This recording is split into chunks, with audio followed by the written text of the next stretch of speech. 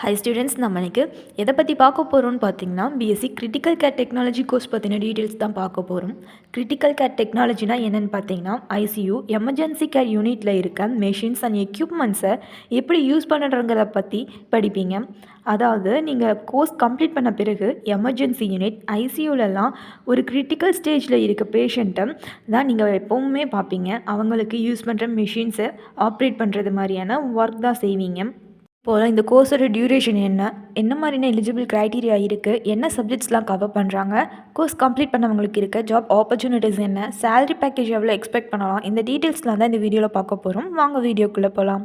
Critical care technology course பார்த்திங்கன்னா 3 years டியூரேஷனில் இருக்க ஒரு டிகிரி கோர்ஸாக இருக்குது. இந்த கோர்ஸ் ஜாயின் பண்ணுறதுக்கான எலிஜிபிள் க்ரைட்டீரியான்னு பார்த்தீங்கன்னா 12th science stream or maths group படித்த ஸ்டூடெண்ட்ஸ் இந்த கோர்ஸை ஜாயின் பண்ணி படிக்கலாம். இந்த கோர்ஸில் என்ன மாதிரியான சப்ஜெக்ட்ஸ்லாம் கவர் பண்ணுறாங்கன்னு பார்த்தீங்கன்னா, ஃபார்மகாலஜி, எக்ஸ்ரே, ஐசியூவில் இருக்க மிஷின்ஸை எப்படி ஆப்ரேட் பண்ணுறதுங்கிறத பற்றி படிப்பீங்க. Critical care unit and anatomy, ஃபிசியாலஜின்னு இன்னும் சில சப்ஜெக்ட்ஸ் எல்லாமே கவர் பண்ணுவாங்க.